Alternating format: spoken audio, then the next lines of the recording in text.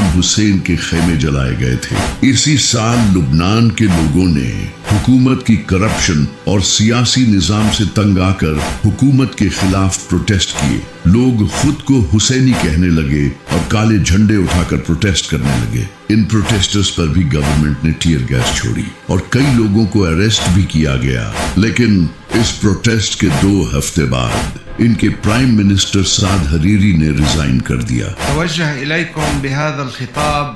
اسی طرح 2011 میں بحرینی پروٹیسٹ ہوئے، جب بحرین میں شیعہ میجورٹی پر سنی حکومت تھی اور شیعہ کو اپریس کیا جا رہا تھا، تو انہوں نے بھی پروٹیسٹ شروع کر دیے۔ ان کے علاوہ 2020 میں انڈین پروٹیسٹ، اسی سال بلیک لائیوز میٹر پروٹیسٹ اور پاکستان میں بھی پروٹیسٹ کیے گئے ہیں، جن کے پیچھے کی انسپریشن کربلا تھی۔ یہی وہ ریولوشن ہے جو امام حسین نے اپنے خون سے شروع کیا، جسے آج بہت سے لوگ نہیں جانتے۔ اسلام خود ایک پولیٹیکل ریلیجن ہے۔ نبی صلی اللہ علیہ وآلہ وسلم خود ایک پولیٹیشین تھے۔ آپ نے کافروں سے ڈیل کی اور اسلام کو اسٹیبلش کیا۔ اسی طرح پہلے خلیفہ حضرت ابو بکر رضی اللہ تعالیٰ عنہ بھی ایک پولیٹیشین تھے، اور حضرت عمر رضی اللہ تعالیٰ عنہ، جنہوں نے رومن اور پرشین امپائرز کے خلاف جنگیں کی اور اس سے اسلام پوری دنیا میں پھیلا۔